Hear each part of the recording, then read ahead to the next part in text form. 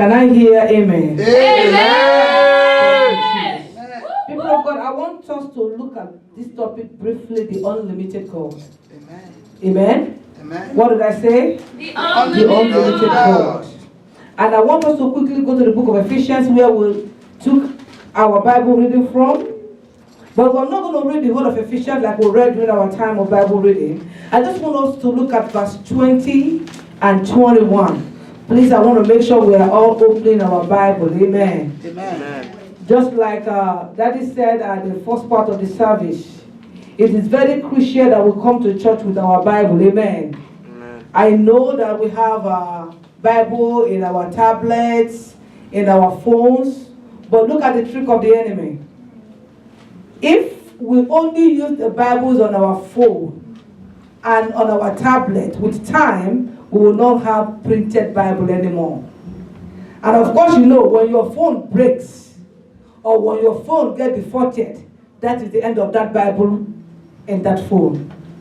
And if we get into more of electronic Bible and leave this printed Bible, the enemy is using it as a strategy to remove Bible from the surface of the earth. Please, let's not let it. Your electronic Bible is just for your convenience, like when you are at work and all that, you know. It should not replace your carrying your Bible to the church. Can I hear an amen? Amen. So please, please, please, please, let us not be part of the plans of the enemy to remove the Bible. In so many schools now and some countries, Bible reading has been removed in schools. So you can see that this is a systematic plan of the enemy to remove the Word of God. CRK is no longer a class in some countries. Reading Bible during assembly is being forbidden in certain countries. So it's a gradual step. And now we have Bible on our phones. So, some people have used like about 3 or 4 phones in a year because one phone keeps getting spoiled. Amen? And once your phone spoils, everything in that phone is gone. So please, I'm begging us, let us not be part of the plan of the enemy to remove the Bible from the earth, from the world. God will help us in Jesus' name. Amen. Can I get an amen? Amen. I say, can I get an amen? Amen. Thank you, Jesus. So I want to read Ephesians chapter 3, verse 20. Ephesians chapter 3, verse 20. Now look at what the Bible is saying. It says, now, unto him that is able. Please. Are we looking into our Bible? Unto him that is able. It's talking about God here.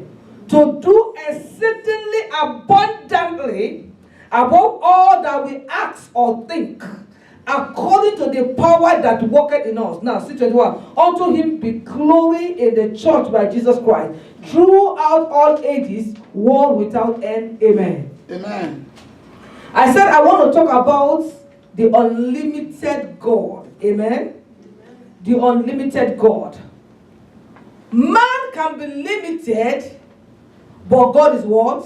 Unlimited. I want to bring you a little bit home. A good number of us today will walk in one place or the other. Amen? Amen. Now that you are in church at this moment, are you working right now? Are you at your job? You are limited to a particular place. If we lock this door now, you are limited to the 4 corners of this auditorium. Am I communicating to us? But God is not limited by space. Amen. God is not limited by finance. God is not limited by environments. Our God is an unlimited God. Amen.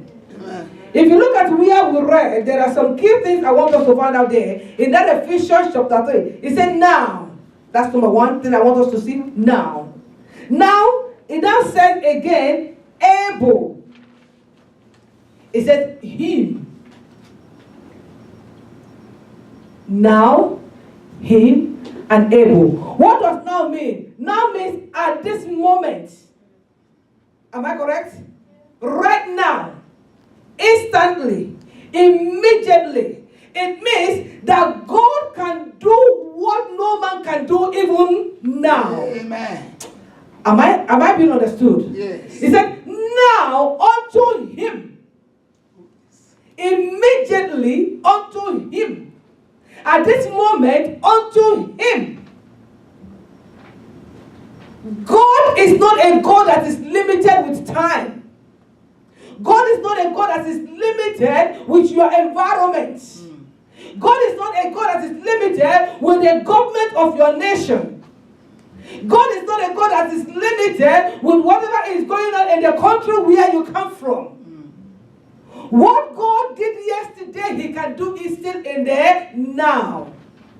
So the Bible is saying, now unto him, unto who is he talking about? Unto God. Unto the King of glory. Unto I am that I am. Hallelujah. Unto the everlasting God of reality. Unto the one that says a thing and no one can alter it. Unto the one that says, I will bless you and he will bless you. Let me tell you something, church. If God says I will bless you, no man can say contrary. Amen. If God says you will die, no man can make you live. Hello? Doctors cannot do what? Make you live. But if God says that you will not die, no matter the sickness, you will do what? You will come back to life. There has been some people who were so sick. As a matter of fact, they kept them on hospice. But do you know from hospice they recovered? Hallelujah. They got discharged from hospice and they got better. Why? Because God has not signed their death. But there are people who are not even sick at all. They went to bed and they never woke up. Hallelujah. Amen. Unto him. The hymn there is talking about the Lord Jesus Christ. The hymn there is talking about our God. The hymn there is talking about he that can do all things. Amen. Unlimited God. Now he said, that is able. That is able. The able there is the capability. He's telling us that God has the power to do all things. God has the ability to do all things. God has the resources. That's why he said, I allow my rain to fall both on the just and the unjust. Do you know sometimes when we are having the blessings of God, we'll think that we are in the good book of God. But God is saying, no, the reason I allow you to have those blessings is because I have said it in my word that my blessings will go both to the just and to the what? Unjust. God has the ability, God has the knowledge, God has the power. Listen to me. God is not constrained by it's not constrained by the economy of any nation. Are you hearing me? If God wants to bless you in dollars, it does not matter what the economy of the United States is saying, God will bless you. God is not constrained in any way. He is an unlimited God. That's what the Bible says, he is omnipresent. Amen. Amen. God is everywhere. You see how we're worshiping in Georgia today? Do you know that people are at the same time worshiping at the same time in Maryland? And the presence of God is still with them. Hallelujah. Am I being understood? And then you go to Virginia. There are people that are still worshiping God in Virginia as I speak to you. I don't want to use the other countries that will have different time zone. Amen. Or other states that will have different time zone. Because if you look at California right now, I think California is 3 hours behind. Amen. Amen. Maybe they have not started serving, but I'm looking at the people that will have the same time zone with them. In Maryland, as I speak with you, there are churches that maybe they are praying and the power of God is falling down in that place. Just like we have the presence of God here. God is not limited by environment. Hallelujah. Amen. Unlimited God. Can somebody say that? Unlimited God. Our God is an unlimited God. Because God is unlimited, He is not constrained. And no power can tie God down. Hallelujah. Amen. This is one thing that Elisha realized in 2 Kings chapter 4. He knows that God is not limited by resources. He's not limited by finance. He told the woman, he said, listen, go and borrow more pots. Begin to pour oil in them. The unlimited God will make the pots full, and you go and sell it and make money and pay your debtors. Church of Jesus Christ. You serve an unlimited God. You serve a God that can break walls even to give you breakthrough. You serve a God that is a God of impossibility. You serve a God that does not need this door to enter into this place. Amen. Amen. You serve a God that does not need a telephone call to call you. You serve a God that does not need to fly an aircraft to come to where you are. If you are going to London right now, first of all, you get visa. Am I correct? And then when you get your visa, you buy your tickets. When you buy your tickets, you look at the day you bought your ticket, you go to the airport. Then you board the flight and then travel to London. But you know God does not need all those processes to come to you. Because He is not limited by environment. Hallelujah. Amen. Hallelujah. But you know something? There are things in our life that can limit God. God is willing to bless us. God is willing to prosper us. God is willing to heal us. God is willing to take us to another level. God is willing to answer our prayers. But do you know, certain things shortens the hand of God. Certain things make God limited where He is an unlimited God. I want to discuss those things briefly and then we'll begin to pray. I told you it's a very short message. Because my focus is on us to pray. Amen. Amen. We need to pray to this unlimited God. Hallelujah. Amen. One of the things that can make God to be limited in our life is what? Unbelief. Lack of faith.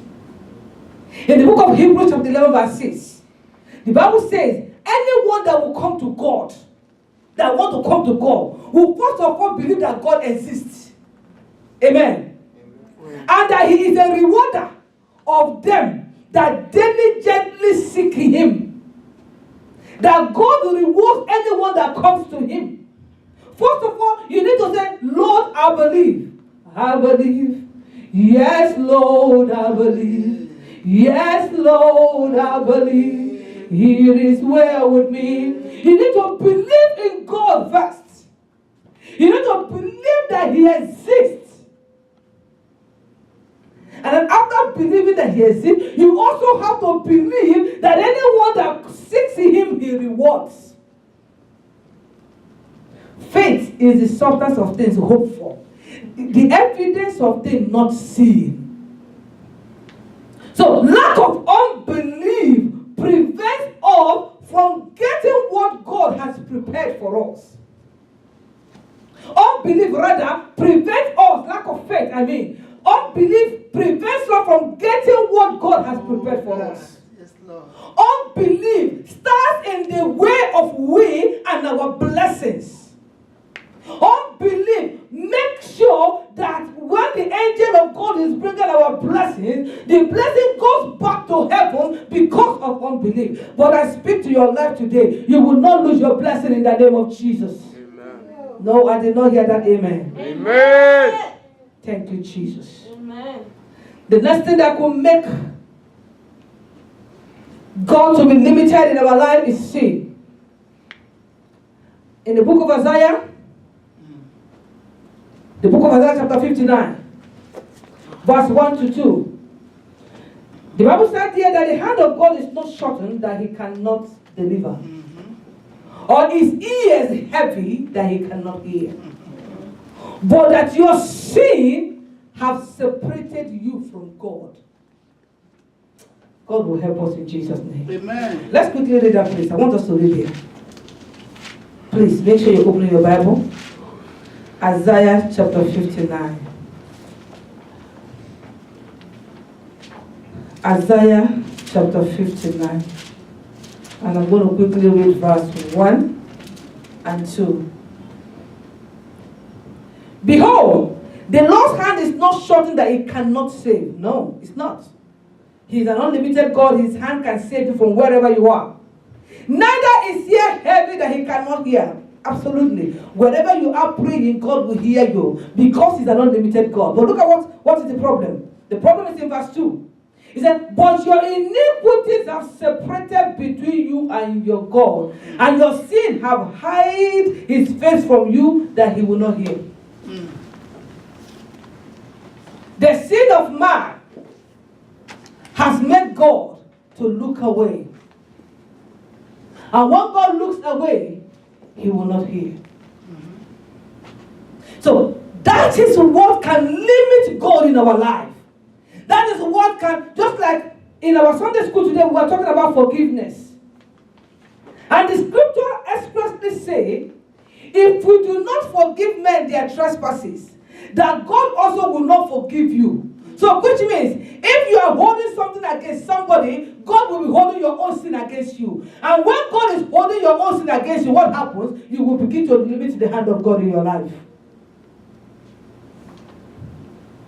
You will not limit God. He will look and see that God is a God that does not answer prayer. He will look and see that you are serving God and nothing is to show forth for it. It's because you have limited God in your life. When the angel that God has dispatched to bring your blessings are coming, sin will now stand at the door of your life and say, you can't give that to him. I am here.